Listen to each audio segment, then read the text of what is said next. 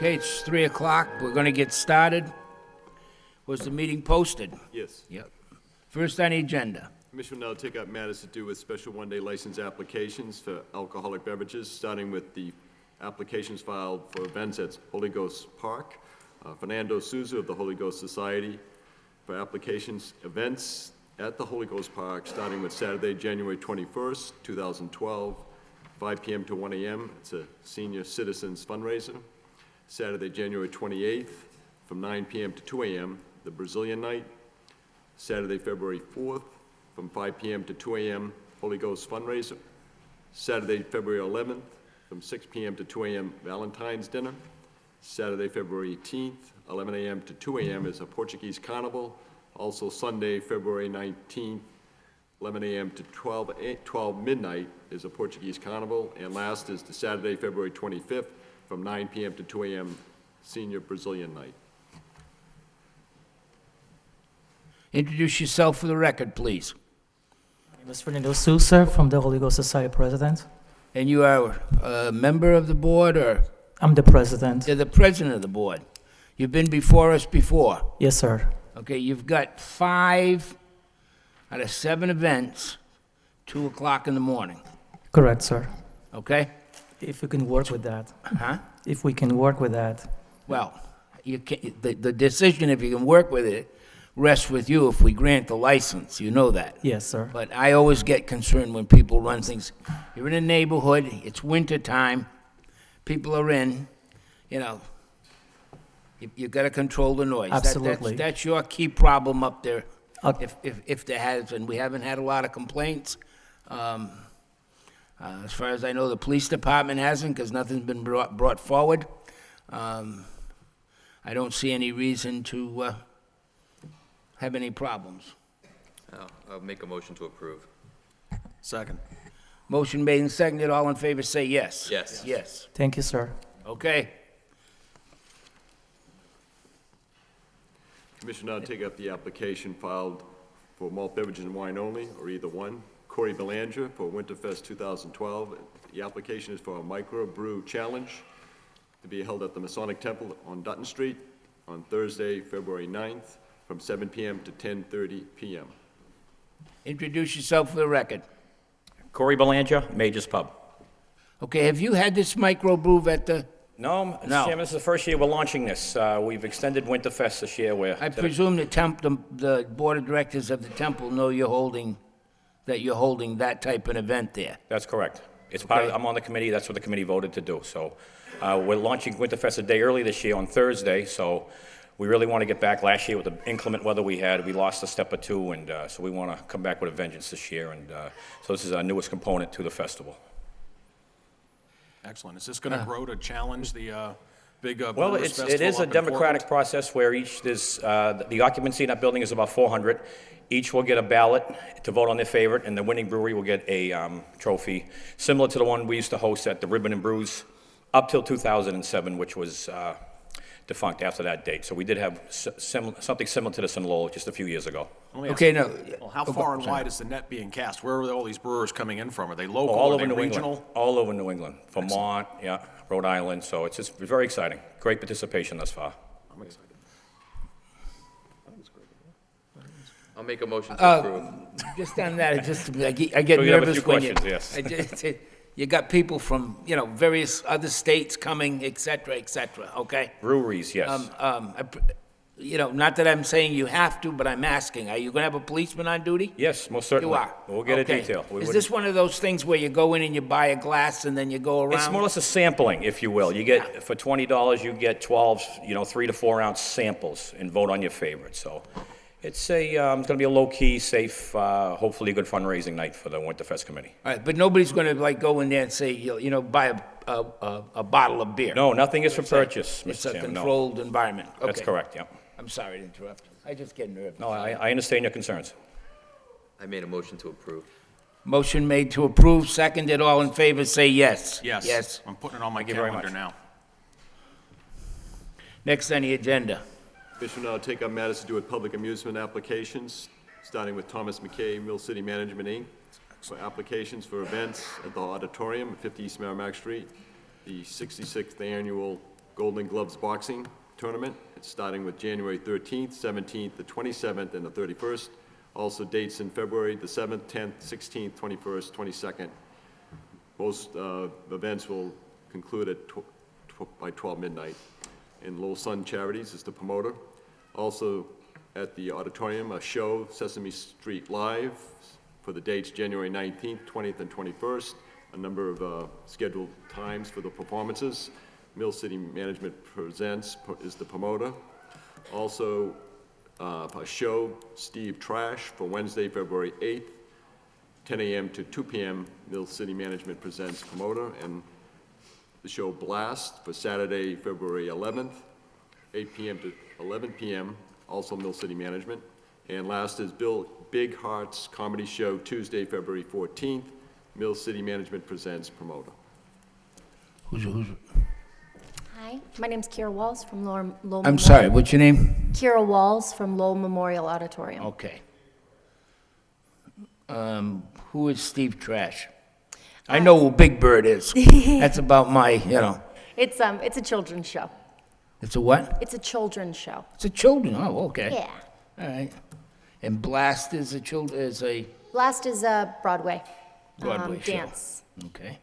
Remember that, knock it down. Sesame Street. Okay. That doesn't look like there's anything there too hard to, no? No, I don't see any. I'll take a motion. I'll make the motion. Motion made, Seconded. seconded, all in favor say yes. Yes. Yes. Thank you. You're welcome. Good luck. Next on the agenda. Commission will take up the matter to do with applications filed by Jason E. Delegata, Bell Time Entertainment, for pro wrestling shows at the Club Lafayette at 465 Fletcher Street for Friday, February 10th, April 13th, June 22nd, September 14th, October 26th, and December 21st, 2012, from 7 p.m. to 11 p.m. each day. Introduce yourself for the record. Jason Delegata, owner, promoter, Belltime Wrestling Entertainment.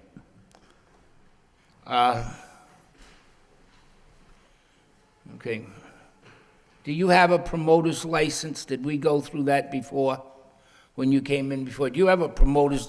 What? Oh, okay. Didn't we go over this with him before? Yeah, that's what I'm Yes. asking. We you. covered Did that before. Yeah, okay, you didn't need one. Does he need a Sorry, my promoter's mistake. license? A what? Does he need a promoter's No. license? No, that was, Boxer. We just needed the, it was just, Right. this With is the for Club the sale of the Lafayette. tickets for the event. right. Okay, But as far as being a promoter or to that extent, that's a state matter, and that's not something that we're looking for or required okay, to have. okay. The bar downstairs this is gonna be on the first floor, Yes, sir. and the bar's gonna be closed? Yes, sir. This will be our second year that we're starting. We've had four prior events. You've had four yes. before, okay. Yeah, I think the issue we had before was whether you had the authority, whether the club would Yeah. allow It you was to. all new to me, yes, Okay, sir. It was that's brought fine. As forth long to as me. it's been resolved, I apologize, but I'll make a Yes. motion to get approve. my age, you forget, All right, I'll second the motion. Motion made and seconded, all in favor say yes. Yes. Good luck Yes, to you. Thank you very much. good luck. Next on the agenda. Commission will now take up applications for special events permit for amplified outdoor public entertainment. It's Christopher Samaras of the City of Lowell, 375 Merrimack Street, for Winterfest 2012. The outdoor venues, Arcan Drive, which will be an enclosed tent for offering bands, a sound system. There will be an outdoor sled track on Arcan Drive for Friday, February 10th, from 6 p.m. to 12 midnight, and Saturday, February 11th, from 12 noon to 12 midnight. Also, the Jeanne d'Arc Credit Union parking lot at 1 Tremont Place, there will be an enclosed tent. That'll be for Saturday, February 11th, from 6 p.m. to 12 midnight. Introduce yourself for the record, Chris. Chris Samaras, City of Lowell Cultural Affairs and Special Events Office. Okay. You know, if they can hear you up at, Shed Park, it's too loud. Yep. You understand? I understand. Common sense license, all right? You know, if you can walk 5 blocks away and it sounds like the music's right next door, obviously, it's too loud. That's as simple as you can explain it. It's just an amplification license is simply a common sense license. We don't want people walking out of there, having to go Monday morning for a hearing test because they can't hear anymore, We get it. Yeah, have no problem with it. I'll make the motion to approve. Second, Motion made, seconded, all in favor, say yes. yes. Yes. Thank you. You're welcome. Good luck. Next on the agenda. Commission will now take up the matter of an application filed by Yun Loan Inc. Hongman Am is the president for a Super Bowl restaurant and pub. And this is for a restaurant at 1733 Middlesex Street. Introduce yourself for the record. Good afternoon, Attorney John Mello for the Fan Family, Hugh Long Inc., doing business as Super Bowl Restaurant and Pub. Okay? As the board is aware, back on December 15th, the FAMs appeared before you. They had failed to renew their liquor license, and their common victualer's license expired as well. They're a family-run restaurant, and without a common victualer's license, there is no restaurant. They do business at 1733 Middlesex Street, and they're there for 5 years. So they're asking that the board approve their common victualer's license so they can reopen. Ever since December 31st, 2011, they've been closed because of the license expired. So you want the vicular license, that's all? That's all we're looking for. Make a motion to approve. Motion made, seconded, all in favor, say yes. Yes. Yes. No alcohol in the building. No alcohol in the building. Okay, thank you. Thank you. Next on the agenda. Commission will now take up matters to do with change of manager for the club licensee Club de Citoyen American for 619 Market Street, from Gerald Bagrowski, manager of record, to Michael Meehan of Lowell. Come up, introduce yourself. Excuse me, I'm sorry. Michael Mann, CCA Club. Where's Gerald? He couldn't make it today. He couldn't make it. Borowski, that's a French name? Yeah. They're kind of stretching it a little, Yeah. maybe, yeah? Okay. Tell me a little bit about your background. What do you know about managing a club? Well, I work at the bar 3 nights a week, a bartender. You've worked there? Yes, yes. 3 nights a week? So I'm in charge Okay. of all the bartenders and All right, how many times have you been caught in a sting or a, the 4 years, none. none? The chief's there, you know, be careful what you say. He's got a recording None. going. Okay? Yeah. What are your hours for working? Just give me I work 6 to midnight. 6 to midnight? Yes. Okay. And what time do you usually close the place? Midnight. Midnight? Yes. Okay. You know, I don't really remember any complaints against? No. Lieutenant, anything you can think of? Okay, obviously, we had a good Polish kid running the place, knows what he's doing. You're gonna have to, brace take up a- now and, Yeah. you got big shoes to fill. 'Cause I know. believe me, if you come in here after you fail this one, He told me I was going to hear you're that. in real trouble. Tell him I said that, okay? I will. I'll make a motion to approve. Motion to approve and seconded, all in favor, say yes. Yes. Yes, Thank you. you're welcome. Next on the agenda. Commission will now take up the application for change of manager for the restaurant licensee 99 Restaurants of Boston LLC, premises at 850 Chelmsford Street, from the manager of record Robert Ryan to Jeffrey Doward of Bow, New Hampshire. Introduce yourself for the record. I'm Jeff Doward. Did you say Bauer? Doward, D-O-W-A-R-D. He's from Bow, or is it Bow? Bo. It's Bow. Bo, New Hampshire, Bo. Oh, I Yeah, apologize. Bo. It's okay. It's all right.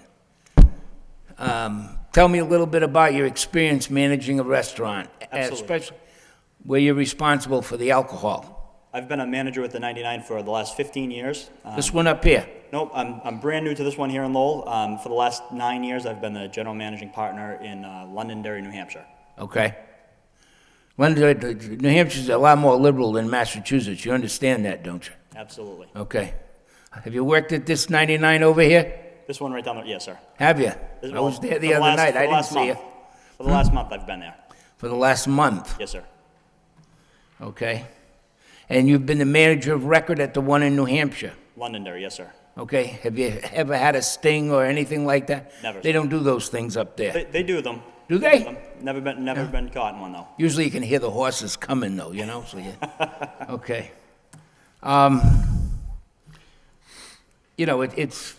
I don't see a problem with it.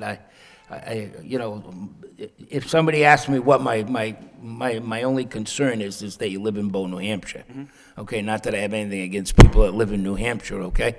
But you're in Bow, New Hampshire, and you're still responsible for that restaurant. Absolutely. 24/7, Yep. regardless. I don't care if you Absolutely. take a vacation or what. You are Absolutely. responsible for that restaurant. And, you know, it's probably not the easiest thing to get in the car and you're gonna, you know, the commute, I don't know, how long a commute is it? It takes me about 55 minutes. About 55 minutes. So, you know, 55 minutes, you're not see, I'm one of these guys that like things local. You know, I like to know that the guy that owns it's around the corner, and every once in a while, he can just walk in unannounced and take a look around and see what the heck's going on. I do that. I do hope do that. so. Yep, my parents live right down the road in Tewksbury. Excuse me? My parents, they live right down the road in Tewksbury, and I'm there often, so. Okay. I stop in quite often, All actually. right, well, I mean, to me, that's important, you know? A good manager is not just a person who puts in his time Correct. whenever it is. A good manager is a guy that, you know, gets up at 8 o'clock and says, you know what, I'm gonna take a ride back down to see how they're doing. And a 55-minute ride isn't conducive to doing that. But, that being said, okay, if you really wanna run a tight ship, that's what you do. If you don't wanna do that, they have companies out there today that will do it for you for a fee. They send people in to watch and, you know, and that's my only concern. It's this. And I'm sure the 99 has strict corporate. Oh, yeah, absolutely, you know, but you gotta be there to make sure that they know you're watching them, Absolutely. okay? All right. I'll make a motion to approve. I'll second. Motion made and seconded. All in favor, say yes. Yes. Yes. Thank you. You're welcome. Good luck.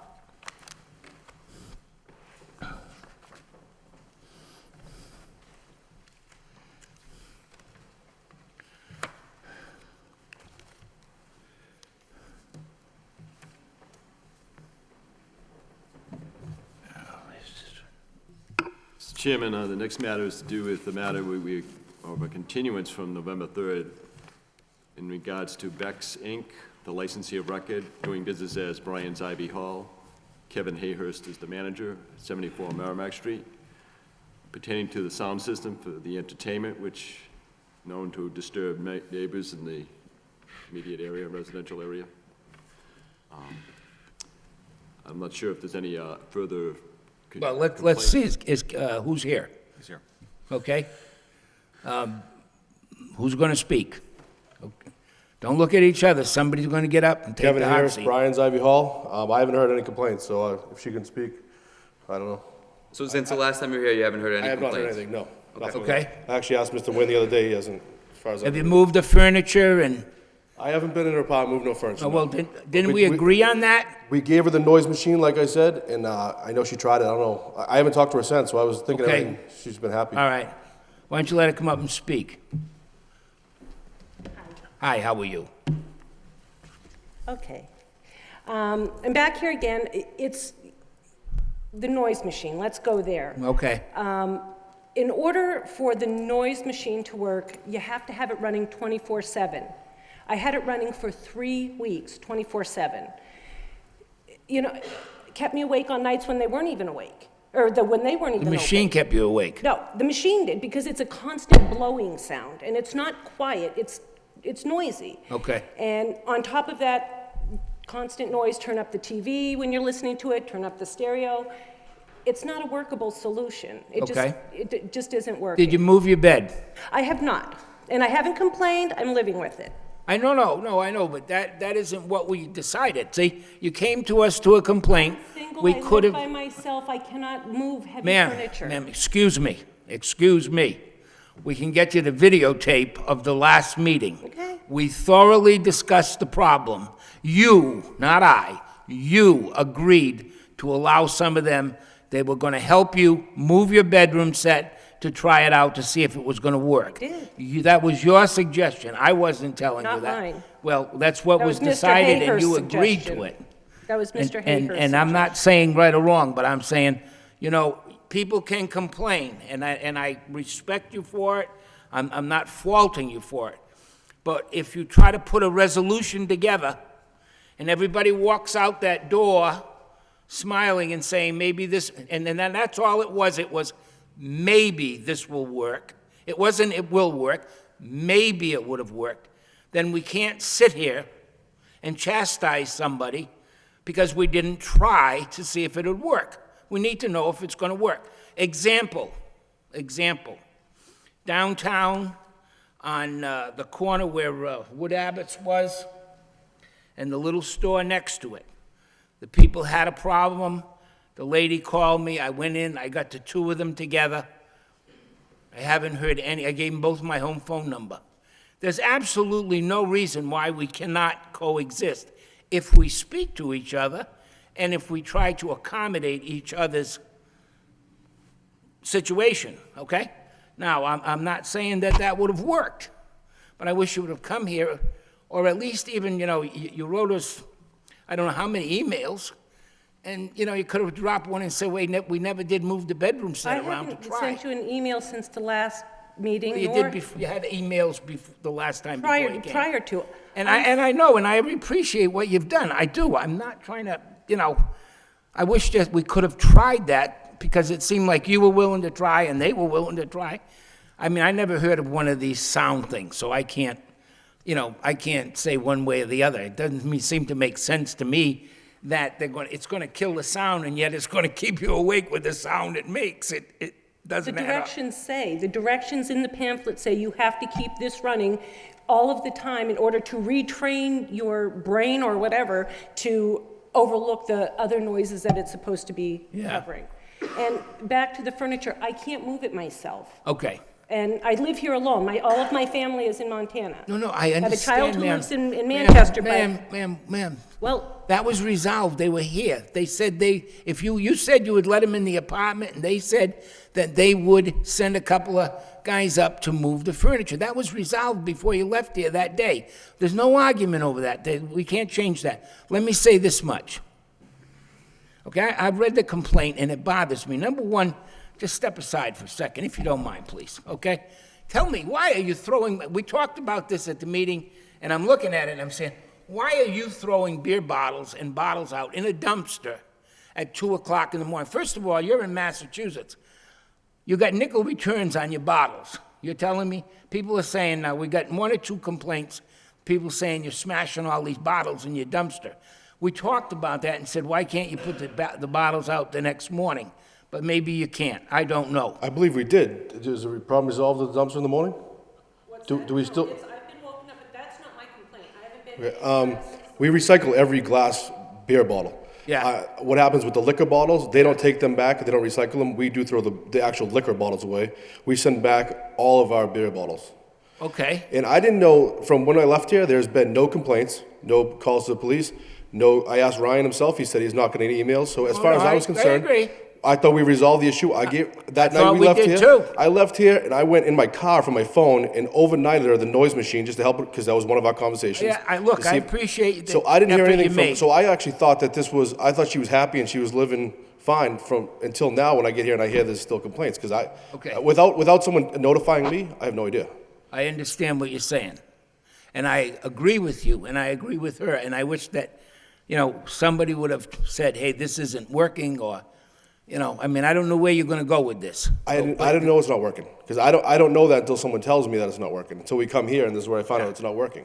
Because there's a list I'm sure you guys have of stuff we've tried to do where she still made no effort. And in that list, I would have kept going and looked further if I knew there was still a problem, but I didn't know there was still an issue. I thought that we've been good for 2 months, and I just thought that, to me, the noise machine, what it is, it's like a little fan that just made, people sleep with the fan on or they sleep with the TV on. It's the exact same principle. It just drowns out background noise, and it drowns out up to 70 decibels. We still take our meter reading in the back every night. It's just under 60 every night, from 58 to 60, which is something we did before we presented you the work before, and we still consistently do that. So where I'm thinking that machine's working, no one's ever emailed me or reported back to me saying that it's not. Yeah. So I thought I appeased the neighbors, and I thought I was doing the right thing. I don't think she's disputing that with you, but what I'm saying to you though, I'm trying to make you understand is obviously the machine doesn't do it, and she's entitled. Where are you going to go from there? And again, I agree with you. You started on the list and you were trying to do it, and But the problem is, where do we go from here? Okay, you tell me you don't throw the stuff out at night anymore. I think, well, I was told by bar backs, the people that clean, to actually just place them in the dumpster if they have to. If there's a, well, Why I can't can't, you just I put can't them in leave the this. cardboard boxes, put them at the back door, and then the next morning, when everybody's off work, and throw them in the dumpster? Well, I You mean, don't it's have full to of go like out the swill door. and the stuff in the bottom of the beers that I really can't leave sitting inside. I don't want to attract, bugs and any kind of mice, and I don't want to attract that stuff with all that sugar and those kind Yeah. of alcohol. That's what's going to happen. So, I mean, I can gladly put it inside, but then I'm risking that same, thing. Yes, ma'am. Come up, please. There was a letter sent by another resident at the mall who's complaining of the same thing. Yeah. And she's the woman who lives directly above me. We're directly outside the door. In addition, I have a couple of other residents at the Maulers. Yes. I chose, when I walked out of here at the last meeting, I wasn't going to complain, because sometimes complaining too much are the people let you fight your fight. No, you have every right in the There I world, am. ma'am. You have every right in the world, and believe me, Well- this is a situation where, again, we talk about coexistence, Mm-hmm. and it's respecting others and respecting, their rights, and you respecting their rights, and they respecting your rights, and trying to come to a happy medium. You're never going to come to a happy medium unless somebody speaks up. Okay? And I admired you for doing that. I truly did. I said that to you many times. The only thing that at this point I'm a little disappointed in is that we didn't, that we had discussed all of this and we didn't try it. Well, I have the noise machine. I'm willing to give it back to him, because I did try it. I ran it for 3 weeks. Yeah. And there were nights that they weren't even open, and I'm tossing and turning and giving them the best, the benefit of the doubt. I'm going to try this Yeah. and try to make it work. I want to go back to the sound readings. It shouldn't be read out in the alleyway, 2 floors below where the music is coming from. It should be read in the building. That's what the sound ordinance says. And I did bring copies this time in case you needed them, because I didn't bring enough for everybody last time. So, I'm sorry. No, that's okay. I just didn't That's have enough for okay. everybody last time. But, and my only complaint is on Wednesdays, and now Sundays have become an issue. Sundays were never an issue, and now they're open on Sundays. And my only complaint is on work nights. I know. And I've got other people here Well, that... that's why I'm trying to tell them about Holy Ghost Park, the same difference. People got the right to go to work at, Sunday. And we've only Friday got an night's not alley tough because it is separating us. We've only got an alley separating us. We don't have blocks. We have an alleyway, enough to fit a garbage truck in and out. They have to back in. That's how close we are to their building.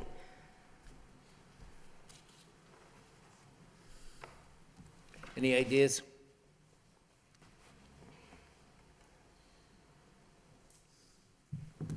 Let me ask, when can you make people available to do the moving? Whatever she wants. All right. So I think the problem was that the bed was up against the window. Correct. Okay. I think there's other people that want to speak, so let's, yeah.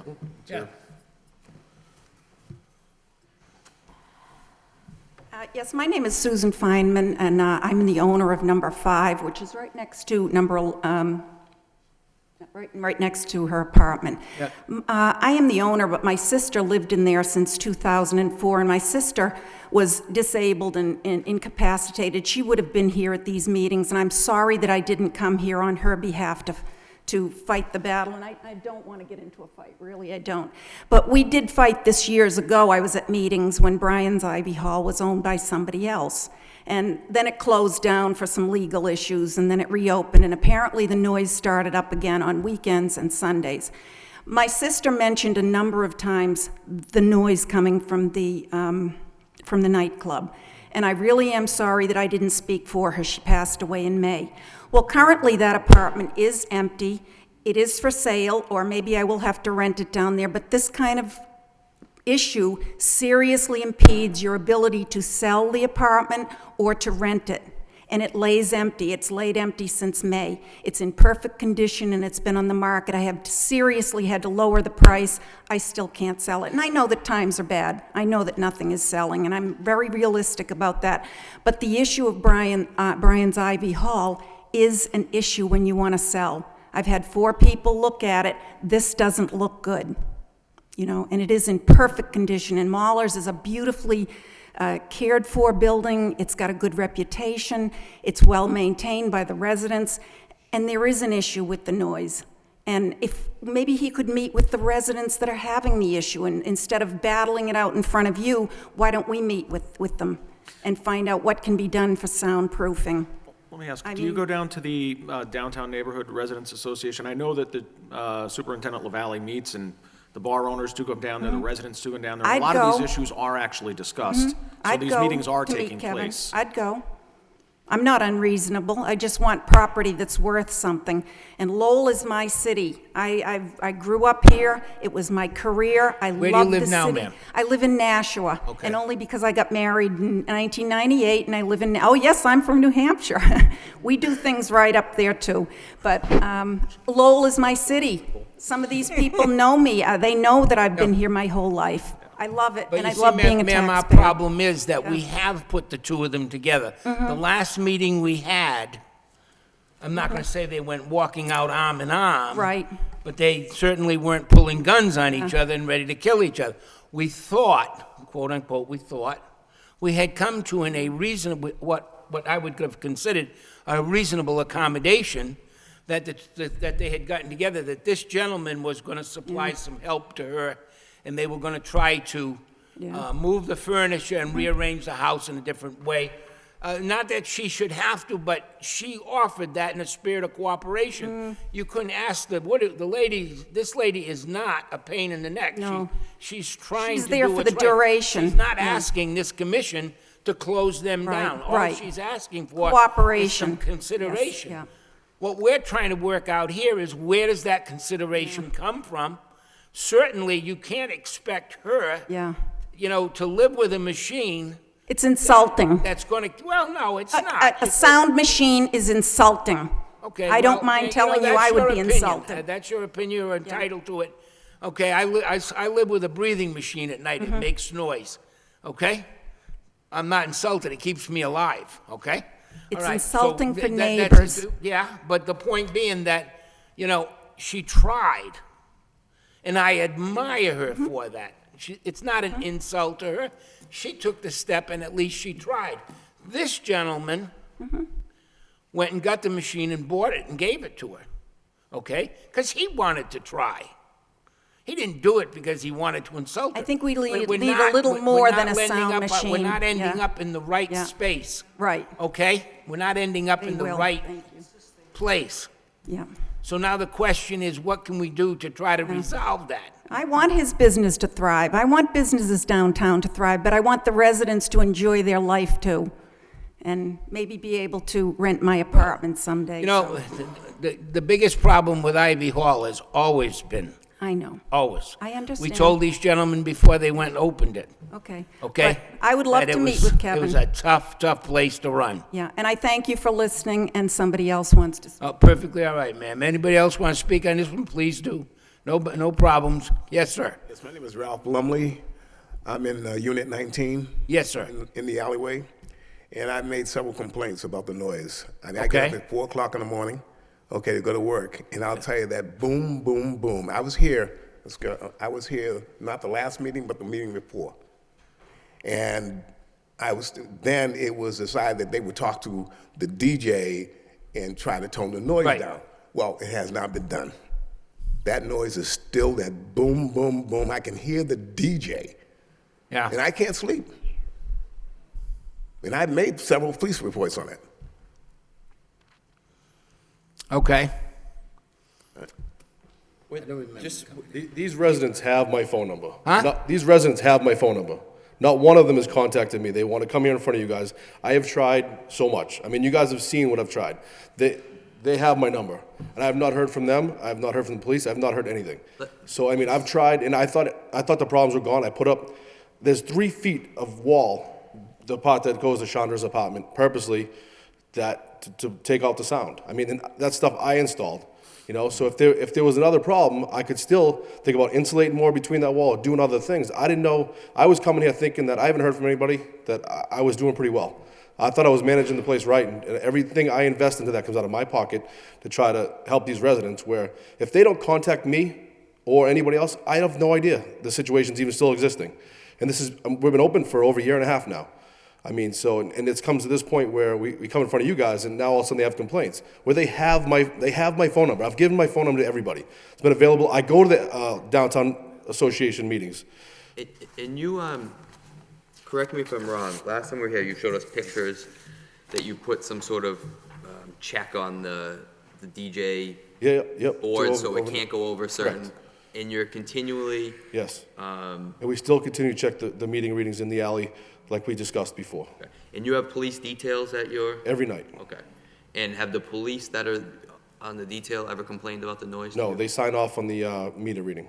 We make them go to the back alley with us, sign the reading to approve what was actually written down, that we're not falsifying it, and they go back upstairs.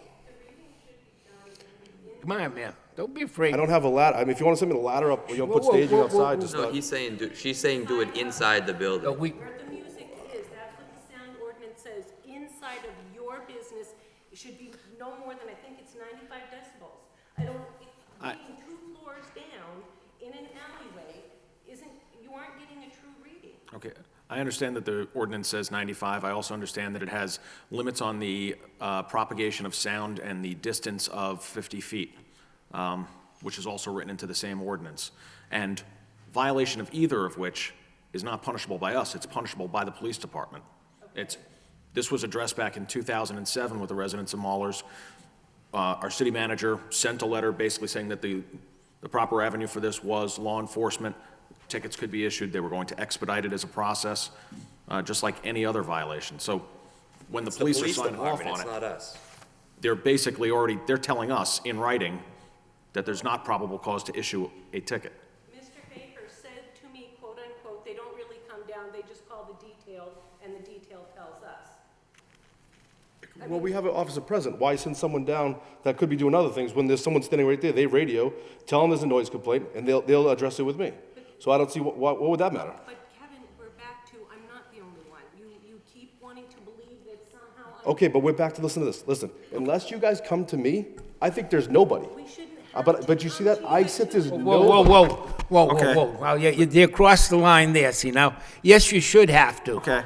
If, in the spirit of in the spirit of cooperation, if your neighbor's bugging you, the first thing you're gonna do is call him. I mean, let's be realistic, I mean, I've been contacting him for a year and a half. But if I've if not the heard from city you since the manager, last meeting. well, just, if the city manager addressed this to the residents of the Maulers Loft, and they said it was the police department that you should be contacting, and they're the ones that can issue fines, they're the ones that can issue citations, it seems that we have, short of closing them down, we've done all about the best we can. So now it's the police department who, they're all for the residents of downtown Lowell. That's what we keep hearing. But you're shaking your head. We're not obvious, the police department obviously isn't getting the job done in your case. So you have to contact the city council, who is the boss of the city manager, who hires the superintendent of police. And that's the change. They showed us the pictures, they've put up insulation, it's a mixed-use area. I know you're very frustrated because you live, but it is a downtown area. I know they're frustrated because they just want to deal with their business. The downtown area wasn't originally zoned for bars, it was zoned for offices and storefronts. It wasn't But zoned for residential either. excuse me. It wasn't intended for, a bunch of, and I'm not complaining about the bars, I'm complaining about Wednesdays or Thursdays and Sundays and having a quality of life. I concur with you. You don't have an argument with that. You have an argument with me, though, if you haven't called him up at 2 o'clock in the morning. If you folks don't have his number, get it from him while he's right here, okay?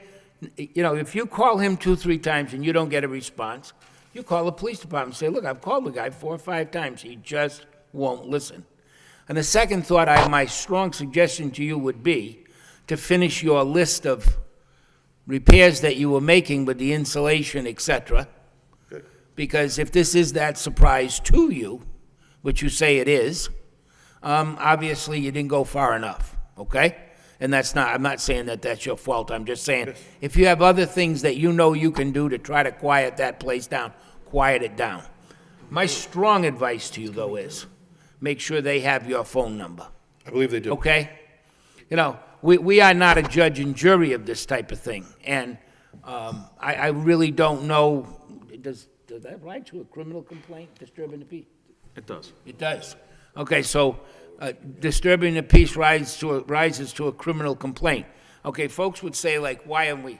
You haven't, to my knowledge, and I'm not going to, you know, go the whole way, but you obviously haven't violated your liquor law, your liquor license. Noise, you know, to me, I would give you every opportunity in the world to resolve that. If we were constantly having the same problems and the multitude of problems with over-serving and the rest of it, you'd be looking at, you know, a situation that we would handle, okay? It would rise to that level. I would definitely make sure that these folks had your phone number. I would get whatever you have on your to-do list done. I might invite them up for an evening to see it, to show them what you're doing. You know, And I think we talked at one point about trying to ask you know, I mean, she doesn't want the policeman in her apartment at 1 o'clock. Well, hopefully she don't want the policeman in at 1 o'clock in the morning. And I know, well, but I mean, if like what you're saying is true, you can't take that noise level downstairs. It's just like standing at a chimney with a flue or an elevator shaft. They always tell you during a fire, don't go to the elevator shaft because the smoke is going to get drawn right up. Well, let's use the smoke as symbolic of the noise, and it's rising up the shaft. It's going, and that's what you have there, okay? So, you know, I don't know how you would go about getting to a level where you could check it that way, but it certainly would be worth you looking into to try to get it resolved. We can't have this, you know, continue. We got to get. I've made a ton of efforts, I'll continue, and we'll, you know, I'll be in touch with them personally. If it goes any further, we'll come back here. And I think the history of this board, at least since I've been on it, is, I mean, we basically, because of the sound issue, had a place close, the under impact closed because of how tough we were on the sound. And I think the same requirements that we have, or the same conditions we put on the under impact license, we've put on your license to get the soundproofing, and you've done it. Just So, didn't finish. yeah, and I think the next step, you know, if the police department, I think they do a wonderful job in the city keeping it safe, I really do. But the city manager directed the residents to contact the police department. That's what they should do. And then the police department can start issuing fines. And then you're gonna have a criminal matter on your hands. So you know that you don't wanna be down at Lowell District Court. Nope. Right? You want this, so, you know, because of a sound complaint, you don't want that. You guys can see, I've made every effort. I mean, I haven't turned away and say no and just blow smoke, you know, I've just been back here every time with results, you know, I mean, Okay. stuff that I've done. This gentleman would like to say something. Yes, sir. There were several times I've seriously wanted to call the police and have them come up to my unit and hear for themselves. Yeah. I mean, to prove that this is what's going on. But Have you done that? No, I've called the police, and it's on recordings that I've called them. Yeah. And they said they would send somebody down to take care of it. I didn't know that they had a detail there, but they said they would have somebody take care of it. And about 7, 8 minutes later, sound gone. Yeah. After I called. But I think so. I'm assuming that the police department did go down there and talk to somebody. I mean, I believe the police department went to Miss Parry's apartment, and the police officer deemed that the sound was reasonable.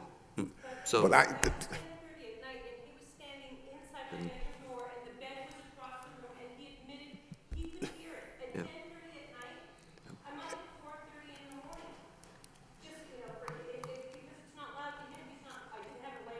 right, I know, Yeah.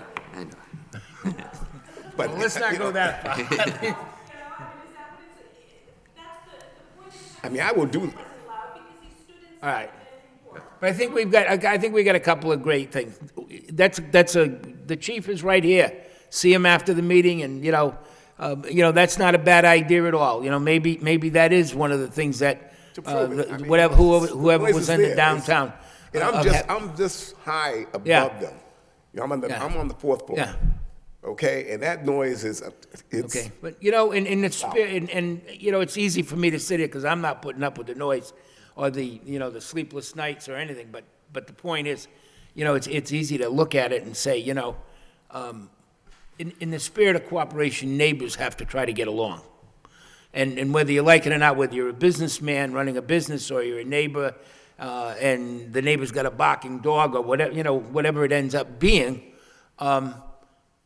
your first and primary resolution to the problem should be trying to talk to the neighbor, trying to, you know, pick up the phone and call him and say, hey, you know, what the heck's going on? This is, you know, this is Sunday night, I got to go to work tomorrow. And, you know, at least give him every opportunity, especially, you know, a businessman, any businessman, to resolve it, because that's his livelihood, just like your job is your livelihood. You know, and when you want to be able to go off to work and get the job done, he wants to be able to run his business and make his living. So let's try it. Let's see if we can call the, you know, if we don't get a satisfaction that way, please, by all means, you know, call the police department. There's a CAD system. They record every call that comes in, so they know that this call, we can get a readout from the CAD system. In fact, we just got a list from the chief for last year's number of calls and what establishments were called, et cetera, et cetera.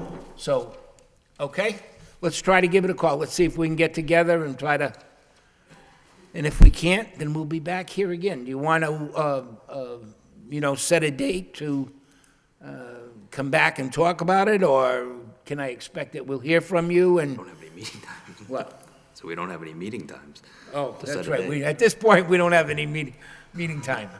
Okay. But we all have, Don't worry Mr. about it. Ryan's We'll phone let up you know there. where we meet. Okay?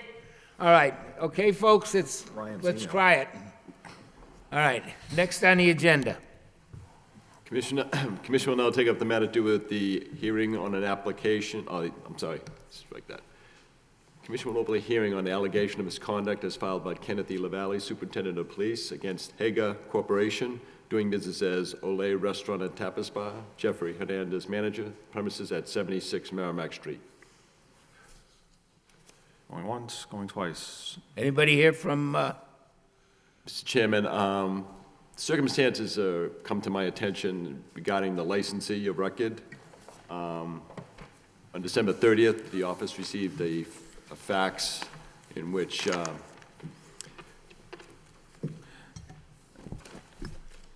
Essentially, they opted not to renew their license this year, correct?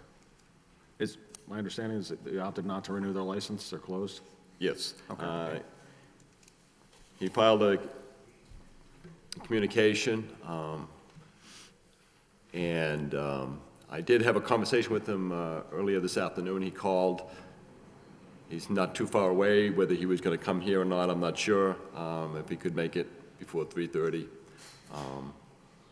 But the business is closed. Well, I'll make a motion that, Place it on file and. well, we'll place it on file, but before Mr. Hernandez or any entity that he has an interest in applies for a license in the city of Lowell, that the License Commission address this complaint. Yeah. I'll second that motion. let's second it, all in favor, say yes. Yes. Who's he next to?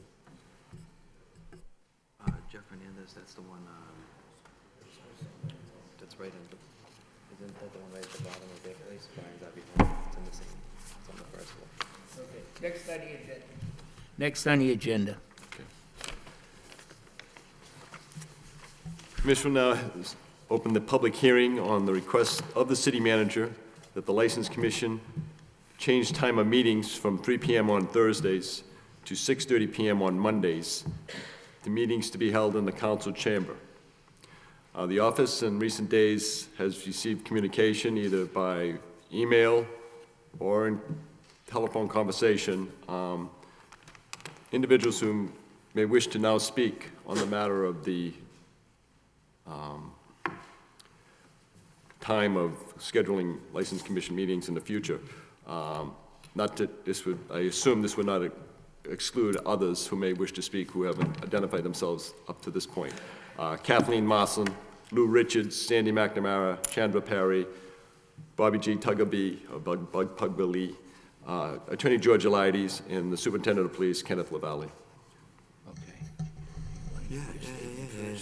Okay. I think just, Before you do that, well, we're gonna, before we start to call you up, we're gonna allow your people, I'm gonna want you to, when you get up, to make sure we know your name, your address, where you live, and what you do for a living, okay? Secondly, we are gonna go with this meeting. Unfortunately, we do not have anybody from the law department here. Late this afternoon, prior to being able to put this on the agenda, the manager has changed his mind and had sent us a letter stating that rather than meeting, was it Monday? Yeah. Monday night, he wants us now to meet Thursday night. Of course, we advertised it saying that this hearing would be conducted to discuss whether we'd meet Monday, which was his request. We had researched the Monday night. There was only 2 Monday nights available. Obviously, he didn't.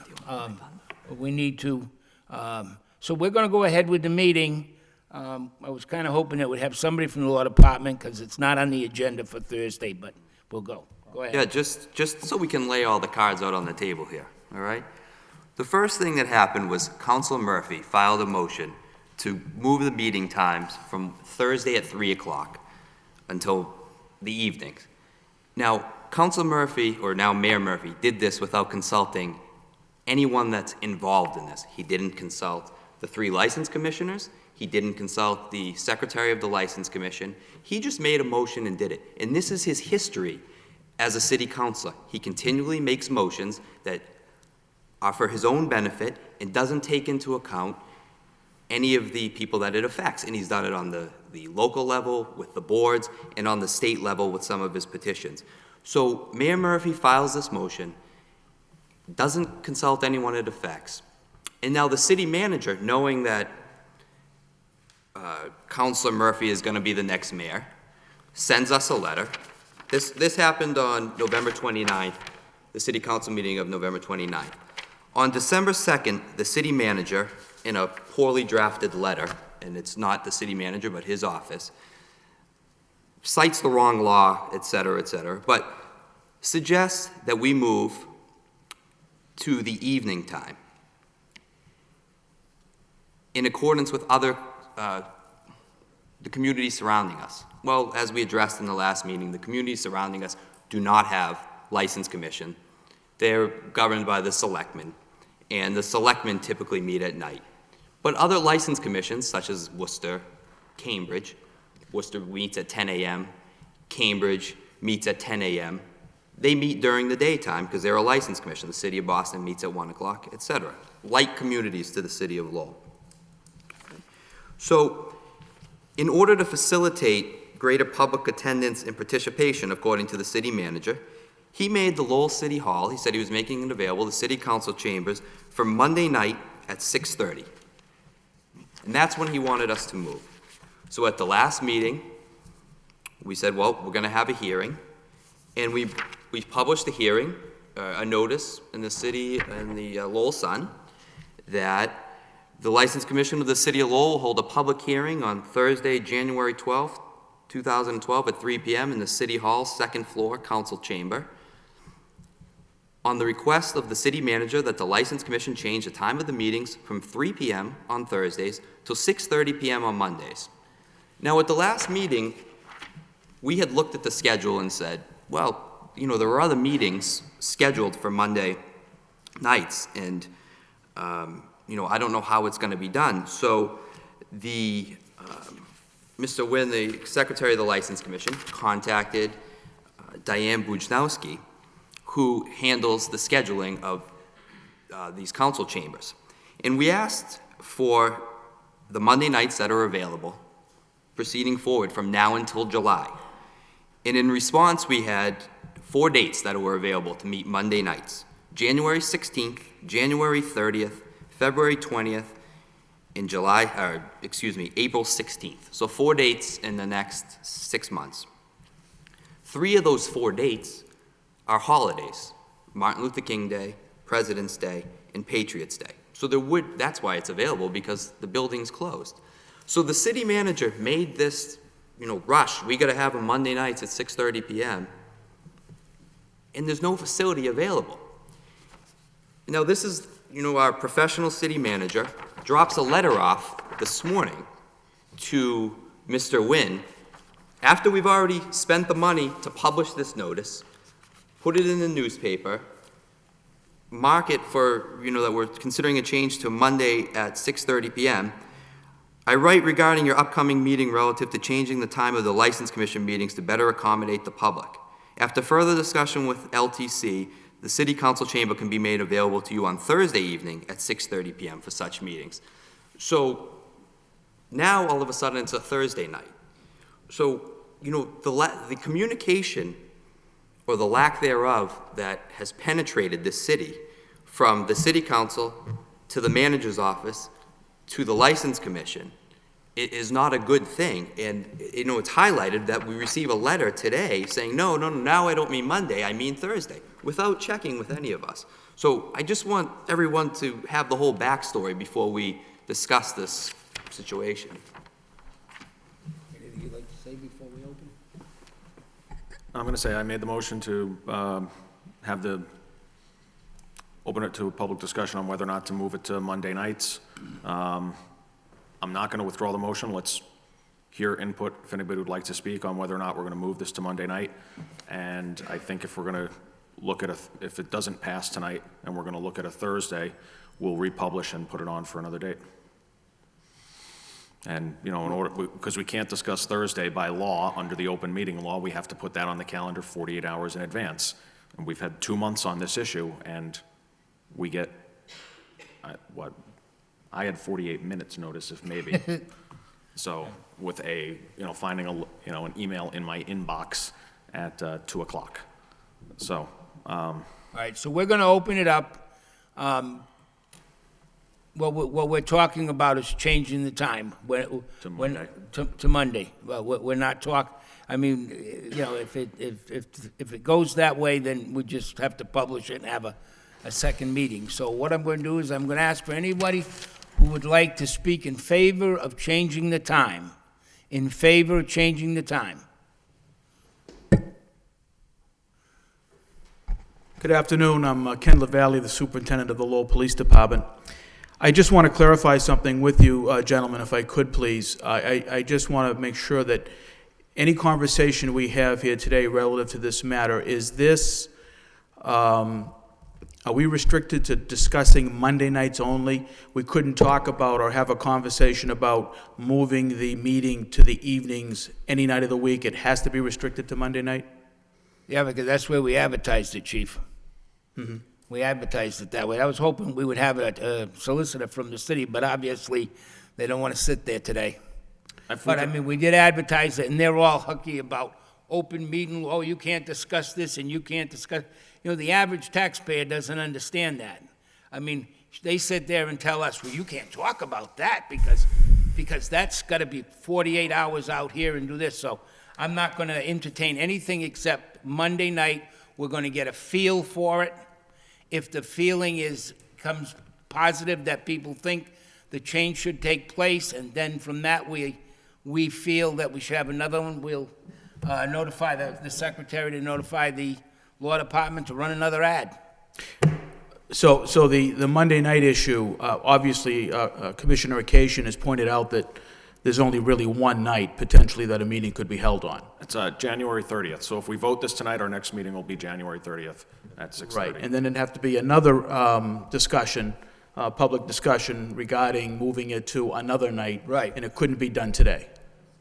By law, we can't discuss a motion that hasn't been put on for 48 hours on the agenda.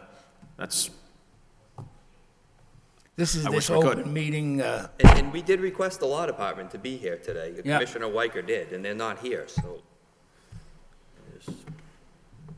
Yeah, I know, Chief, it's frustrating. Yeah. You ought to be sitting on this side.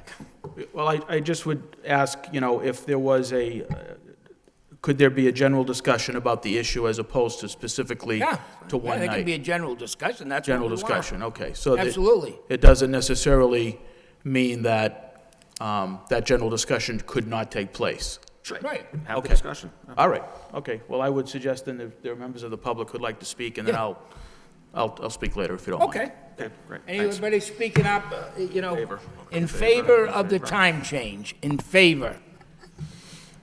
Kathleen Marson, 200 Market Street, and I'm the president of the Downtown Neighborhood Association. And Mr. Bayless told me I should get my ass down here, and here it is.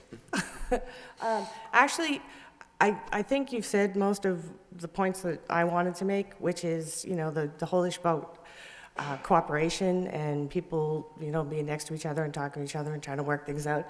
Nobody knows that better than the chief. He's held quarterly meetings for 2 years now, about 2 years. And things have been great. They really have. But occasionally, there's going to be an issue that's going to come up. Residents need to have access, and as much as I know, you made it clear you don't work for us. We do need access to the commission, and it would be very helpful. It was hours that were convenient, that people didn't have to take time off from work to get here. Thank you. Next.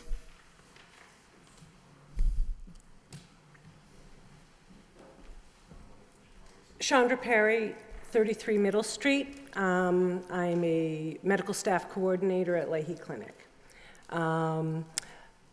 I think that having the meeting during the evening would be much easier for those of us that have concerns that can't get out during the day. I think that it would alleviate some of the issues that we have later on because people couldn't attend. I've been here every time that there's been an issue with me. I've got a boss who's kind of getting to the point where she's a little bit fed up with this, and I'm using vacation time to come here, and I just think that it would be a great idea if we could come to some kind of resolution about other people, the public, being able to attend. Because it does affect us. When licenses are issued, it directly affects us. Thank you. Thank you.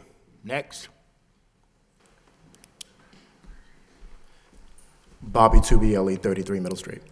All right. So, resident of downtown Lowell and currently employed within an organization in downtown, and I would like to go on record as supporting the request to change meetings to the License Commission from the current state to another time in the evening that's more conducive to residents' work schedules. So as you're already aware, one of the reasons for this request is to take consideration for residents who, for a lot of different reasons, are not able to attend your meetings due to conflicts in their paid work schedules.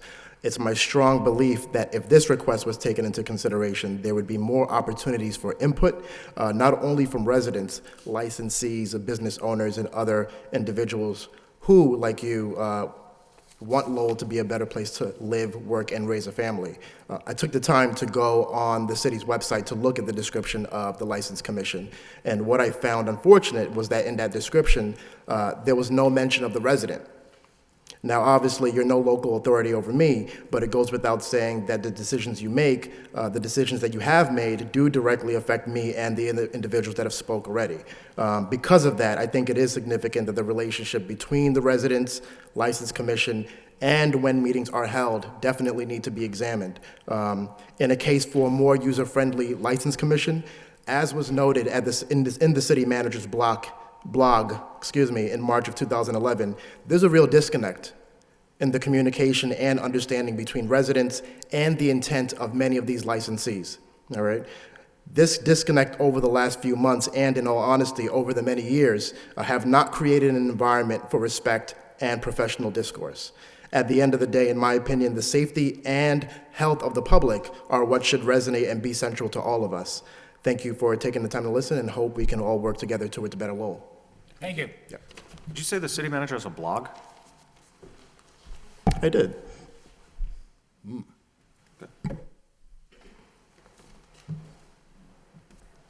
My name is Lucille Richards. I live at 114 Billing Street in Lowell. I am the president of the Centerville Neighborhood Action Group.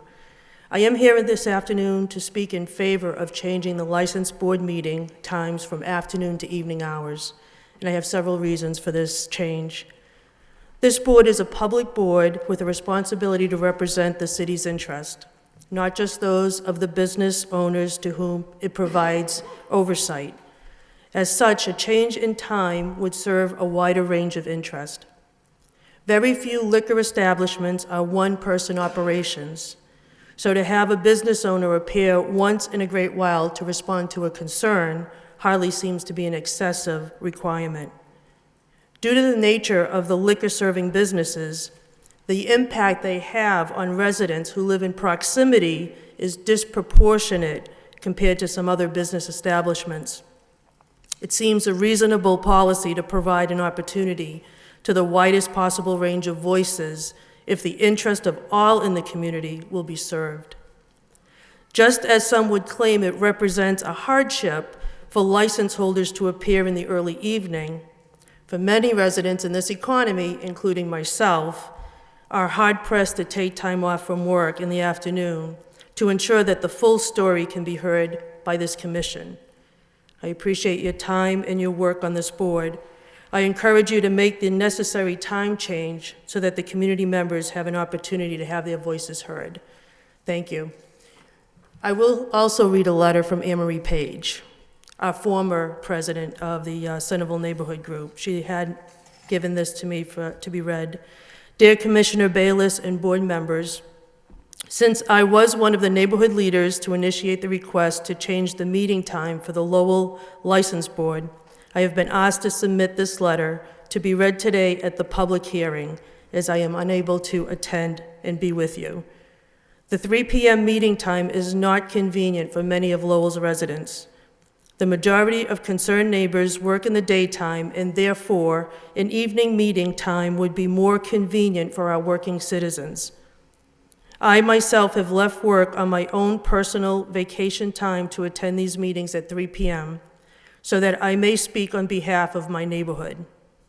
It would be better for all the neighbors in Lowell if this time were changed to accommodate these people. Many other boards and subcommittees in the city meet in the evening so as to make the meeting more available to those concerned.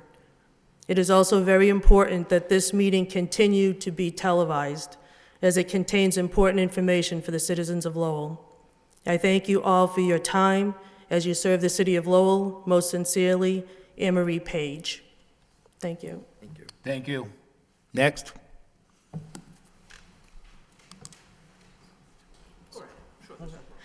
My name is Dane Lamb. I live at 30 Market Street. I'm an investment manager. And if I understand correctly, you are under the aegis of the Treasurer's Department of the State of Commonwealth of Massachusetts. Is that correct? That's incorrect. Incorrect. Is that, so who's your oversight? Who's our oversight? Correct. Actually, that when you get appointed to the License Commission in the state of Massachusetts, once the appointment is made and confirmed by the city council, you cannot be removed in any way, shape, or form for your term of your Of appointment. service. So you're appointed by this, so it's a, I just want to understand just sort of the legal layout, because under Let me explain it. under We the are Commonwealth of we are a Massachusetts, there are these judicial organization. local licensing districts, of which Lowell is one. Is that correct? That creates your No, this is liquor license? strictly a license. We don't go outside of Lowell. No, I understand that, but certain localities have, as you are, a licensing commission, and that is sort of the trail. Other places in Massachusetts are directly, however it works, through Actually, the it's the Commonwealth. License Commission, the Police Department, City Government, okay? Because the License Commission we're really the ones that can take your license away. Right. It's what's known as a quasi-judicial board. Right. I'm just trying to understand, since the comment of to whom you report or whose interests in which you act is always interesting to have clarified, and I guess the answer is, I'm not sure in whose interest you act, but I know no one can remove I guess if you read Mass General you. Laws, Chapter 138 and 140, you'd be a little more up to speed on. And you know what? As an investment manager, I'll be happy to do that. But since you're sitting in front of me, I'm also happy to ask you. But I'm here in support of this motion, in part because Commissioner Bayless has on so many occasions made it perfectly clear that he thinks if downtown residents have an issue with licensing or other liquor establishment issues, he certainly wishes they would show up and speak out. And as I mentioned, as an investment manager who works for herself, I'm perfectly able to come to these meetings and speak out.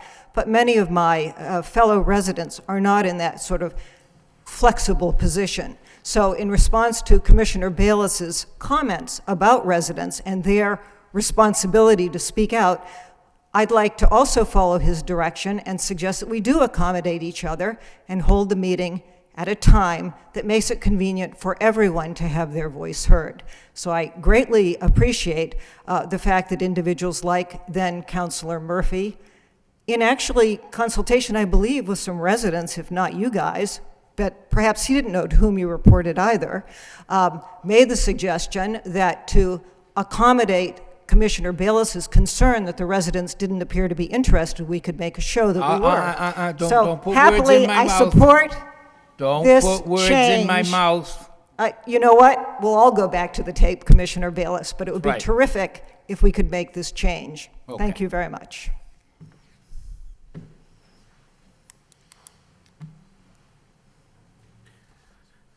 Gentlemen, the police department is in support of the change of hours to move the meeting to the evening. And obviously, we support that measure because we are concerned that the voices of some of the people who would like to speak with you are not being heard.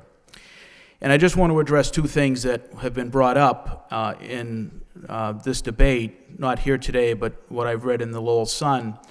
Two issues that were of a concern. One was the liquor establishment owners or their management leaving their establishments during the evening hours and coming and testifying here or appearing before you at that time.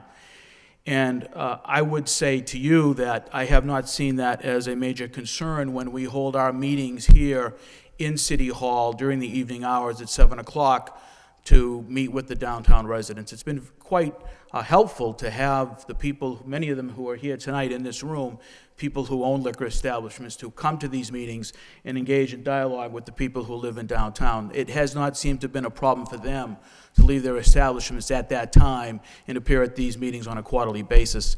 Secondly, I know that the issue of police overtime was brought up, I believe, by Commissioner Weicker, and the officers who come and testify before you are all on overtime in any case. They are all officers who predominantly work the evening shift or the overnight shift. And when these violations are noted, they have to come and testify. So they're getting a 4-hour minimum of overtime regardless of whether the meeting is held at 3 o'clock in the afternoon or 7 o'clock in the evening. This gentleman, Lieutenant Roan, who's filling in for Captain Webb today, is not here on overtime. He's assigned to this shift. But we have superior officers, captains, and lieutenants on duty 24/7, and they could cover this meeting as well at 7 o'clock or at night, or we could actually, if we had to, bring in a captain from the day shift on overtime if necessary, but that wouldn't always be required. So I just wanted to make both those points and tell you that from the police department's perspective, we think it would be worthwhile to consider moving the hours to the evening and having these meetings to open it up to a wider array of people who would like to testify at these hearings. Thank you very much. Thank you. Okay, anybody else to speak? Yes, my name is Gardner Stratton, also a downtown resident at 30 Market Street. I'm an attorney, and I just wanted to lend my support to moving to an evening hour to make it more convenient for the residents. I see the License Commission as a critical component in maintaining the balance, especially downtown, between the commercial interests and the residential interests, specifically, obviously, as to bars and entertainment sites. And I think the superintendent and the police department have been doing a tremendous job trying to help maintain that balance, and they need the support of the License Commission. And I think the License Commission needs to be able to hear from residents, and I don't know why you wouldn't make that as convenient as possible for the citizens. Thank you. Thank you. Anyone else to speak? Anyone else to speak? And well, that portion of the hearing's closed. Okay, do you want to take a? Anyone in opposition? Yeah, we're gonna, but I mean, you want to take a 5-minute break? You want to keep going? Okay, anybody? Anyone who will speak in opposition to the change, in other words, to keep it the same, to keep the time the same. Identify yourself for the record, like you haven't been here. Mr. Chairman, George Theolides Jr., 133 Market Street, Lowell. And I'm an attorney, but I'm not here. This is the first time I'm before this board in a capacity other than as an attorney. I'm here as a private citizen.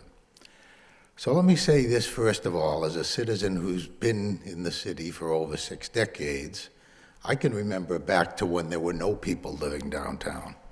Somebody here said that downtown was meant for living and sleeping and this and that, whatever. Not when I was around in the old days, as they say. It's only recently that we've had people moving in, and I think it's wonderful because we have a lot of empty buildings and it's been a real problem. But you know what? We're a city. We're 106,000 people, I think, since the last population count. And we're not suburbia, and we don't have all of the beautiful things that go along with suburbia, and we all have to live together. I find it interesting that we have people here today who talk about how important it is to be able to get here and voice their opinions about what's happening with the License Commission and what an inconvenience it is for them to do it or for other people to do it, and yet a lot of them have managed on both sides of the argument to make it here for this meeting this afternoon. And you know, I think in my 40-plus years of the practice of the law, I've probably attended, I can certainly say, in the hundreds of public meetings in the city of Lowell. And in that time, I don't know of anybody who was ever denied being heard, whether it be a daytime meeting or a nighttime meeting. So I certainly think it's an opportunity for everybody to be heard. As we all know, you don't even have to be there face to face. We had Anne Marie Page's letter written to you today, and I know from appearing before this board that this board takes into consideration any kind of communication relative to whether there's a good thing or a bad thing going on. So I find it interesting. I was going to speak to the issue because when I saw the announcement was that to meet on Monday night, since I go to many zoning board and planning board meetings, I happen to know that they cover 48 out of 52 weeks, which means, yeah, there's just no room. So we have no room on Monday night. We have no room on Tuesday night because the council's there. We have no room on Wednesday night because the school committee is there. On Thursday night, there might be an opening, but I know I think if I'm not mistaken, there are times when the handicap board and other boards meet on days like that. There are times when, on holidays and other reasons, they have to move other hearings to Thursday night. To not have it in this building would be to preclude all the people who thankfully can watch these meetings on TV, because we don't have a TV facility for a public meeting anywhere else in the city council chambers. So it's an opportunity to see it here. I don't think anybody wants them on a Friday night, but if they did, I'd be opposed to that too. So let's just consider, though, some of the other elements that I'm aware of because of the time I've spent here representing. What we'd be talking about is, in the main, opening or keeping open City Hall on another night so that it's every night. I don't think it's the greatest way to come to City Hall, especially in the wintertime and whatever, in the evening, when there's nothing else going on. The building would be opened only for the purpose of that meeting. I also find that I believe, and the superintendent alluded to the fact that he would make people available to be there, whether it would be overtime or whatever. I think it would be a great burden on the city because they'd have to leave the place open, they'd have to keep it heated, they'd have to keep all the facilities going. Administrator Ryan Wynn would have to be here on compensatory time or something like that, as would probably a member of the police department, as would somebody from the city solicitor's office. All of these things are taken care of during the day, and I've never yet, as I said, heard anyone say that they've been disadvantaged as a result of being here or not being here in the afternoon. Now, I'm sorry, but I know I'm occasionally known for being a little lengthy in my presentations, Mr. Chairman, but I think this is an important issue. So I'm going to take to my notes here for a couple of things.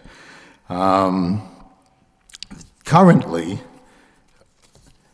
the other thing about disadvantage, and somebody else mentioned it, about the businesses being disadvantaged too, and they would be disadvantaged just as well. But so, if both sides are disadvantaged one way or another, they're disadvantaged during the daytime too, theoretically.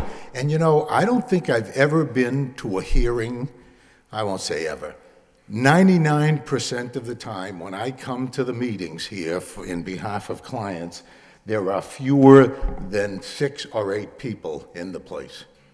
And for a public hearing, there are probably 2 or 3, the police department and maybe one other person.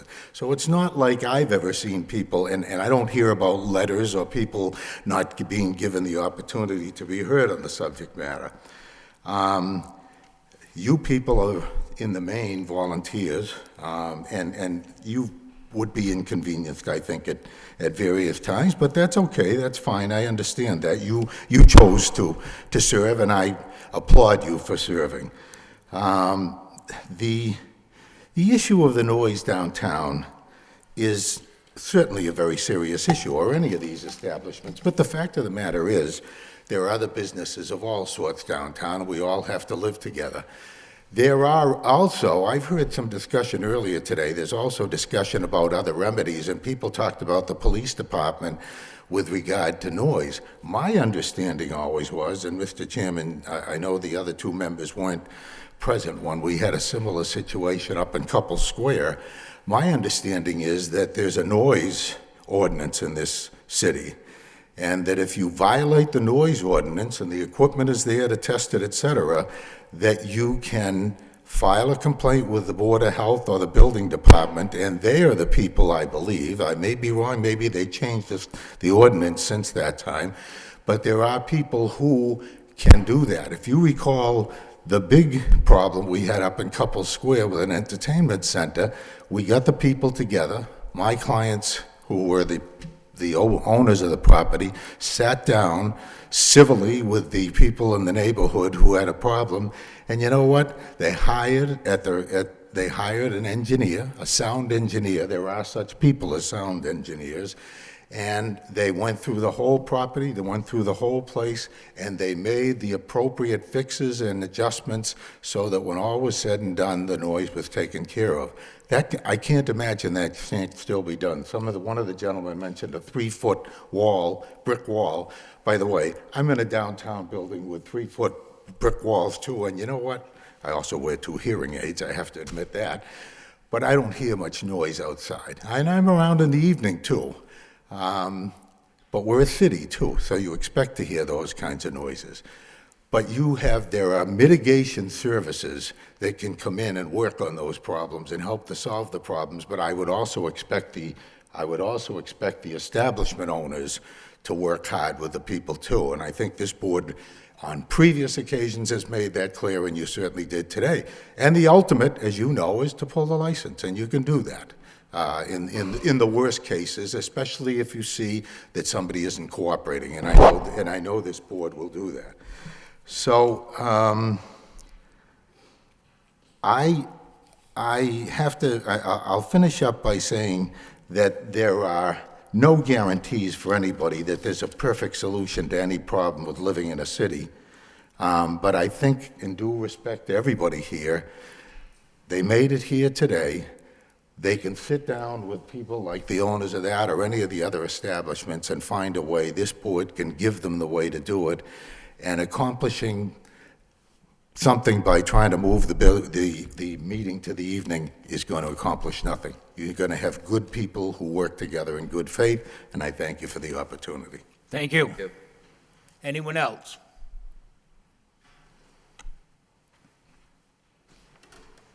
Gentlemen, my name is Fernando Souza. I am a wedding planner and I run the Holy Ghost Society. I am a member of the City of Lowell since 1978.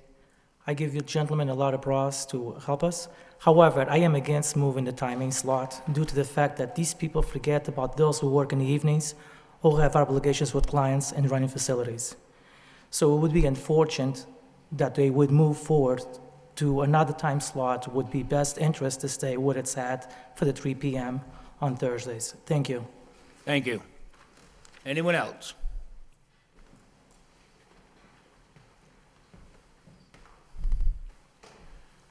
Nick Petrakis. I own the Blue Shamrock and lived in Lowell for 50 years. I'm not a spokesman for all the bar owners, but I do know all the restaurant owners, and I've spoken to a lot of them, the club owners. Most of them are against moving the hours because they are our hours of operation. As Commissioner Arcasian also said, we're the fourth biggest city in the Commonwealth, and all the other license commissions. Boston has theirs at 1 o'clock and 10 o'clock. They meet 3 times a week. Yet, whether it's new licenses or violations or transfers, all the meetings are either at 10 or 1 o'clock. Worcester is also at 10:30. Cambridge, I believe, is at either at 10 or 10:30. So to compare us to Billerica or the surrounding suburbs, it's not a fair comparison. Nobody wants a symbiotic relationship between the residents and the owners more than I do. I've driven to go to one of the chief's meetings. I drove all the way home from the Cape, where I was on vacation with my sister, you know, and if it's important enough, you're there. Now, a point of contention I have when everyone was speaking is, I know the License Commission's in a tough place because Lowell has become more residential, but to my understanding, the License Commission, their purpose is to oversee those who actually have a license, that's their priority. Not that other factors don't weigh in on it, but we have to come for special permits for outdoor amplification, we have to come for special permits for certain days, and I mean, if we have to come 4 or 5 times a year, or if we have to come for meetings for things being changed and stuff, whatever, we're here more is what I'm saying. So it's, do you want to inconvenience someone who's going to have to be there more, or someone who's going to show up once in a while? Now, I don't really know what the frequency rate is. I didn't study it or anything, whatever. But I did speak to someone who didn't want to be on a record that works for Mayor Menino's office in Boston, who said that there are extra costs incurred by moving meetings to at night. So granted, it might not be the police, because obviously, you know what I mean, the chief would know that. But whether Attorney Alighty said it's keeping the building open or whatever. And, you know, we live on, our business is, you know, predicated on disposable income. And a lot of people don't have that now. So to take us out of the establishment, and people may think we have a much larger staff than we do.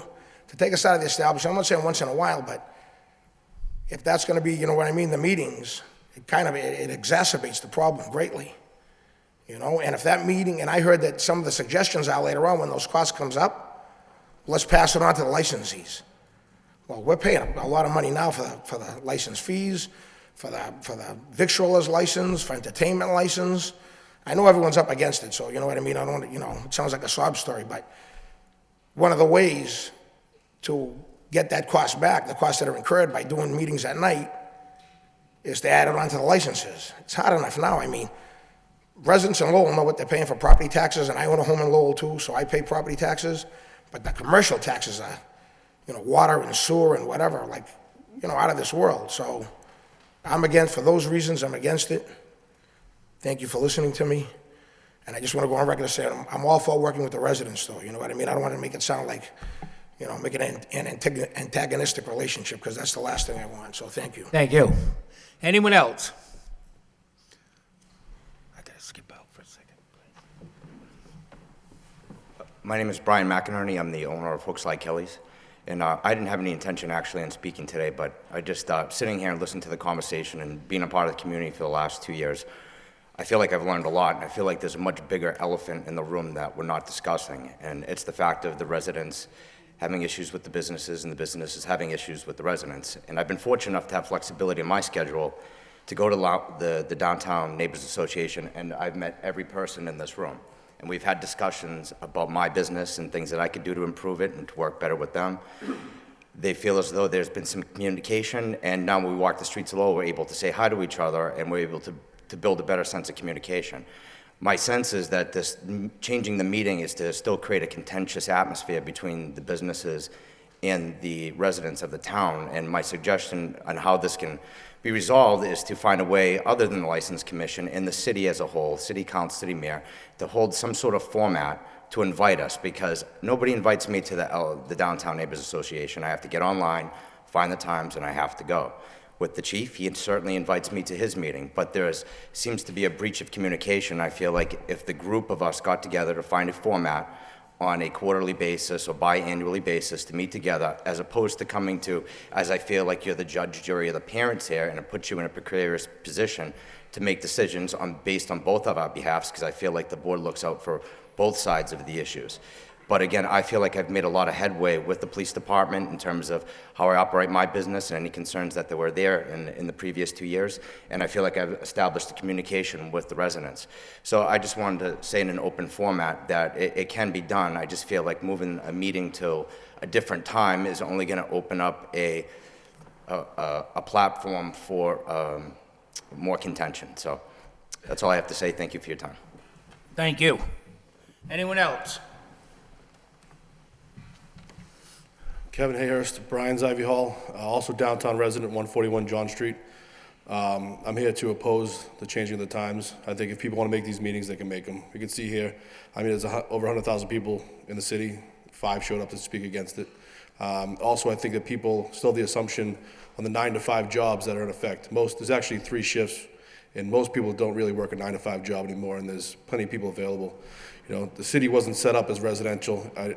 I mean, if you look at the agenda, the board set up, everything here is pretty much set up towards businesses, what you guys address. You know, I think you guys do a good job what you do. We deal with Chief LaValle all the time, and I think they do a good job, but I don't think changing these meetings is really going to affect much.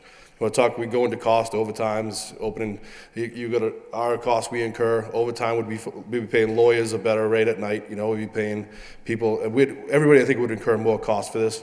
If I had my suggestion, I'd say go to 10 o'clock in the morning like Boston and the other cities. I think would work perfect, especially for us.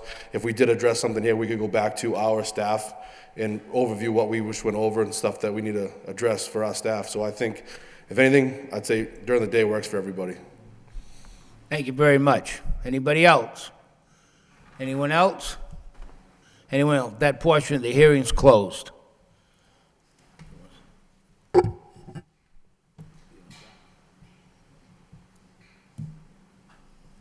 All right, I'm going to make my motion to move the meetings to Mondays at 6:30. That would make the next meeting date January 30th.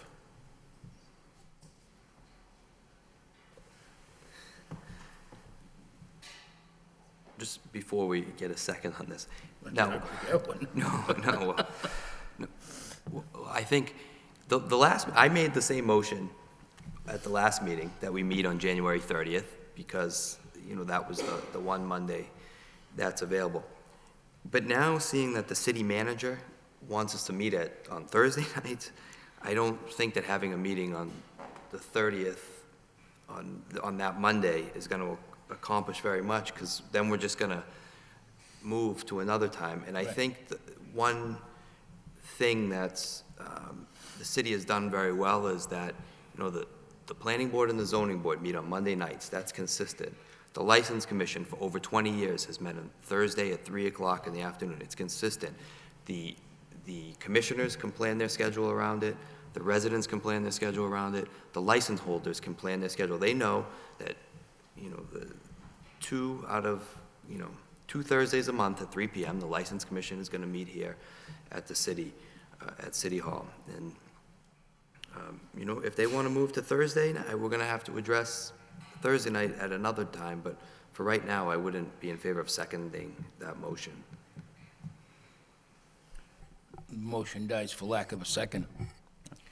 You know, just thinking of the whole thing, and yes, the other boards do meet in the evening. The other boards meet for the convenience of the people that they, whether it be the zoning board of appeals, what other boards meet in the evening? Planning board, Planning conservation board. commission. They meet, the people that meet with them are meeting for they want an approval, they want a zoning change, they want something they're looking for. We're, as we said earlier, a semi-judicial board. One of the main problems I would have with changing the meeting from the evening to the day would be that if you are contacted by us, if you're a license holder and you are contacted by us to come in for a hearing, 90% of the time you're going to have a lawyer represent you. And the board knows this. I mean, we don't do this lightly. I think that there's a lot of talk about, maybe people don't think we're tough enough or we're hard enough. People have to understand that every decision this board makes is reviewed in Boston. Everyone, if the licensee chooses, they can appeal that decision to Boston. We don't send down a frivolous, we have a track record. In other words, somebody does something wrong, they come in, maybe they get a suspended sentence. The next time they're going to do some time. The next time maybe they'll do some time again, or depending on the level that it rises to. But the point being is that it's not just costing the businessman hours away from his business. It's costing him time to hire someone to cover him at his business and hire an attorney to represent him. The other thing that was interesting to me on the changing of it, I received a number of phone calls from elderly people. Now, we all know that the downtown area, the majority of the people that live in the downtown area are elderly. And the elderly are not going to come out at night. They're not going to come out here to a 6 or a 6:30 or 7 o'clock meeting. That's just not going to happen. And I'm sure that those of you that have been around and have watched the meetings in the past, when a situation in the downtown area arises that affects the elderly, they turn out. We've had many a meeting here that this whole area has been full, and part of the upstairs, when we had problems like with the Dubliner and a couple other different places, then they are not afraid to come forth. Myself, we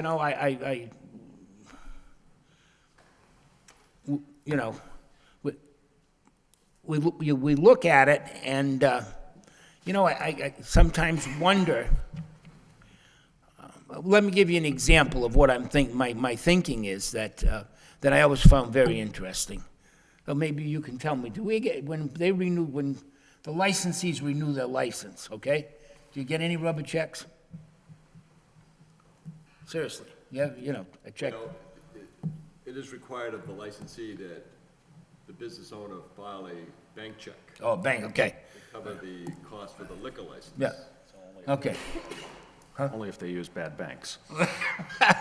Well, then that's not really the best illustration, but, this is the illustration that I probably would want to try to convey, which is interesting to me. And when I say that is whether it would be my house or my, I held a license with the state of Massachusetts as a funeral director. Used to send in my $150 or whatever it was at the time. All of a sudden, about 5 or 6 years ago, we get a notice from the state saying they no longer accept personal checks. Well, I immediately assumed that personal checks means my personal check, not my business check. So I called the state and I said to the fellow that was there, I said, "Jeepers, you'd take my business check, wouldn't you?" No, it's got to be bank certified. And I said, why would you require a bank certified check? Because so many of them that they got bounced. And I found that beyond understanding, that many times people will come in here that own a bar room, the gentleman that was in before from the Soup Bowl showed up a month late to file for his license. There was a place that we were constantly having, problems with, not problems that could rise to the fact that we had the right to close him, but were a constant problem. But here he, total disregard, walked in a month late and said, "Oh, I want my license." Well, we didn't give it to him. We didn't give it to him. And you would say to yourself, how can somebody do that when it's their livelihood? And this is where we're coming from here. It is a mixed situation. You hear that all the time. Oil and water. You've got two entirely different things. Number one is the folks on the Moeller Loft that said, the problems. That gentleman came in, we honestly thought that had been resolved. But unfortunately, it hadn't. But I'm sure that they're going to work at it and try and resolve it. And he knows that the board, we've had problems with the place before. He knows when he took the place over that we warned him about it. But he is trying to do something about it.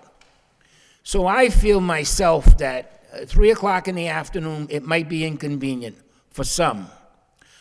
I truly believe that if it's important enough to them, that if it's affecting their quality of life, one way or another, they'll communicate to this board. You know what the cowboy said, the greasy wheel gets the grease.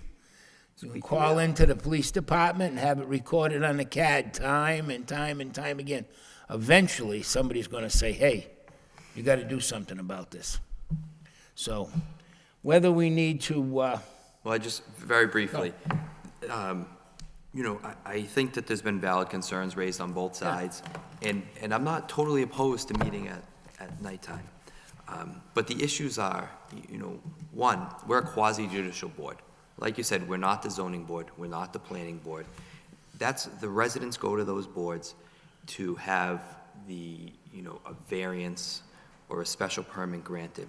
Here, we have license holders that come, and we oversee those licenses, and anything that we do is subject to review by the ABCC, the Alcohol Beverage Control Commission.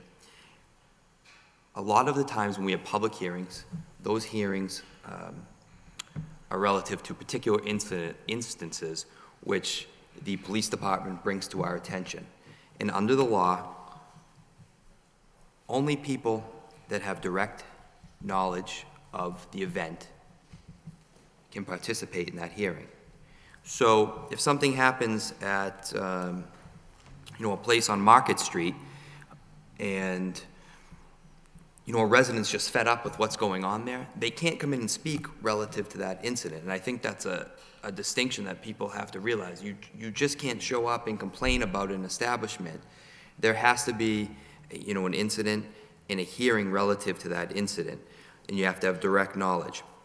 The sound issue, there's been an issue with Brian's Ivy Hall and Moore's Loft, and we've had individuals, and I know it's tough for them to be here, but they do come because it affects them personally, and that's an issue where there will be people here. But there are nonprofit organizations that need to get their one-day licenses. They're not subject to public hearings. There are renewals of license. Amusement licenses. There are amusement licenses. There are sound ordinances. There are many things that are routine that we handle for business people during the business hours. Yeah, it is inconvenient for the residents. I understand that. But for 97% of what we do at the License Commission, it's dealing with the license holders and dealing with, the businessmen that are, and then during their business hours. There are occasions where we do have to address residents, and it's during business hours. And Commissioner Weicker always states, if you have to pay a parking ticket, you have to get to City Hall between 8:30 and 4:30 because that's when it's open. And if you have an issue with a license and a license holder, 3 p.m. is during business hours. So I'd be more than happy to address, the Thursday nights, the Monday nights, obviously, from the letter we received from the city manager today, Monday nights aren't available. That's what the hearing was marked for. So I'd make a motion that we schedule the next meeting for Thursday, January 26th at 3 p.m. I'll second it. All in favor? Yes. Opposed? It's a very good chance I will be in Fort Polk, Louisiana, so. Well, might as well tell you, there's a very good chance I'm going to be in the hospital on that day. I'm going to Mass General. Assuming everyone is So, in the Commonwealth. That or might get changed. Standing too. upright. Right. Can I just interject on your next scheduled meeting? The fact is, you have a couple of matters beyond this matter to do with the hearing on the changing of the meeting time, which need to be set for public, let me just go to it and we can just, go back and forth if you wish, or just table it. The superintendent's office, Deputy Superintendent Deborah Friedel, had filed 2 letters of complaint, or allegations of misconduct, I should say, against two of our licensees in downtown. One is Mr. Jalapeno at 124 Merrimack Street. Off the top of my head, that pertains to serving of individuals who are not of legal drinking age. The second one, SP Entertainment Inc., Savannah Palace at 25 Market Street. That pertains to the fact that one of the patrons or two of the patrons were observed drinking from a bottle of champagne. Now, that constitutes an alleged violation of state regulation, where when you serve a bottle of wine, champagne, it is to two or more individuals. So that is an allegation affecting the particular licensee, Savannah Palace. Mr. Jalapeno's pertains to 3 or 4 individuals determined to be of not of legal drinking age by the Lowell Police Department. So that's to be held for hearing. The other matter at the last item on the agenda is to do with applications for transfer of licenses. Specifically, those who don't know, the Song Center at UMass Lowell, 300 Martin Luther King Way, and what is called the ICC at 50 Warren Street is the hotel. Both liquor licenses are held by a corporation known as Riverhawks Inc. That's a nonprofit organization under the control of the University of Massachusetts Building Authority.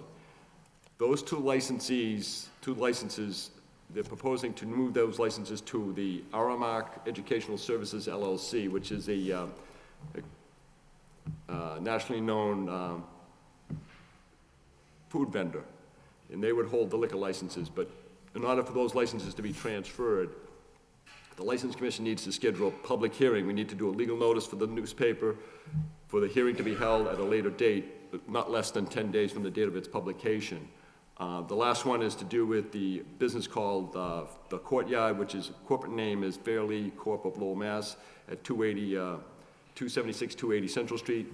That licensee, the business is closed presently. The license is still in effect. The property owner has formed a new corporation known as 280 Central Inc. They want to get that license from the current licensee to 280 Central Inc. Again, that's a transfer. Legal notice needs to be published. In those 3 applications, Mr. Chairman, it is not required by the applicant to notify the abutters. State law is specific in that matter. It doesn't require abutters to be notified. So none of these people, Would be they notified. were next door neighbors, would not be given a legal notice sent to their business address or mailing address. It doesn't require it. Also, if I may add, just for applications for new licenses, just something that Commissioner Kajian had mentioned, if an applicant files for a new liquor license, and for the licensing board to schedule a public hearing, state law is very specific. Abutters to be notified are property owners touching. As opposed to, as also Commissioner Kajian mentioned, like zoning board. The zoning board matter, if you have a neighbor that wants to put an addition to his or her home, their neighbor, the petitioner, has to notify all residents within a 300-foot radius. That is not the case with a liquor license. So Brian's Ivy Hall application, when it was original application was originally filed, was specific to the property owners touching. In hindsight, though, the question was whether the Models Law property is an abutter. At the time that application, when it was filed, it was believed not to be an abutter. I've heard additional information. I've contacted the city engineer's office on the matter, and it appears that the building where Brian's Ivy Hall is and the building, and the land on which the Models Law building sits on, the land itself abuts right in that alleyway, right down the middle from the city engineer. So in that one sense, theoretically, you could have notified the Models Law property owners. Unbeknownst to me, unbeknownst to anyone on this board, that was true. It would appear on paper, or at least by map, that it was not an abutter. But that's But that would have only been that one instance. Now, generally, it's the property owners touching for these applications. And the last three matters to do with hearings on transfer of licenses, no abutters need be notified by the applicant. I'm going to say on the GIS, that alleyway is listed as City of Lowell property. I'm sorry? On the graphic information system regarding the tax lots, it's actually listed as city-owned property. It's, And then I talked to the engineer, and he was pointing out one of the city engineers, one of the fellows that works in there. He's a longtime employee, very knowledgeable. He was looking at it, we were looking at the map, and he was showing me the line, and he said, the property where Brian's Ivy Hall is Saab-owned property. I don't know if it's still presently Saab-owned, but in any event, at the time when the application was filed, it was Saab-owned property. That land behind the alleyway fell right in the middle. okay. And then the property where Models Loft Building is, which is like a condominium association, that land falls right in the middle, so they meet up. So it could have been argued otherwise, but I mean, I'm sure if someone wanted to say, no, that's not an abutter, that could be maybe an argument there, but at the time, we didn't see it as being a property owner that needed to be notified. Okay. Just, Well, with the communications regarding the misconduct, I'm going to recommend, if you're not going to be here, and I tell I'm you not that- sure that I'm not. I will tell you that there's a high degree of likelihood I will not be Yeah. here on the 26th. Can we push them to some other, I was going to suggest February 9th. I won't be here February 9th either. well, since I don't know whether the board would wish to meet on February 2nd as our next scheduled meeting. I'll make a motion to meet February 2nd. Sure. Okay. I might not be here for that either, but I'll okay it. Here all the Okay. time. Huh? You're here all the time. No, I gotta go to Boston for operation. Okay. All right, that being said, So if I may, as far as the matters to do with the superintendent's Bring 'em in. complaints, motion to bring them in. 2nd. Yep. And then for the three hearings on transfer of applications, February 2nd? Yep. Yes. At 3 PM? I'm on the agenda. Okay, before I take a motion to adjourn, folks, I don't know whether we'll be meeting again or how this Monday letter deal is going to play out. I want to say to each and every one of you, whether we go your way or we go this way or however it works out, okay? I was appointed to this job by Dick Johnson, so those of you that can remember back that far, he was the city manager at the time and appointed me to this job. And I made Dick one promise, and I said, Dick, you got to understand, when I take the job, nobody will ever walk through that door and say to me, my son or daughter would be alive today if you had done your job. I've been in funeral service all my life. I've buried a lot of children killed in accidents from drunks. I have no patience whatsoever with that part. I don't want any of you to leave here think we're not listening. We are listening, and we have to work it out. We do listen, and we are in your corner. We can only do things like this. The gentleman was saying, he never called. Well, you know, we honestly, and you know, when people walk out and it seems like you've resolved the problem and you don't hear anything else, I guess you assume. But when you assume, you know, they say you make an ass out of you and me. So, but that being said, that we still can work together. I genuinely feel, and I've said this a million times, and you picked me up on it, that I want the people to come in that's affected by it. Let us know. Write a letter.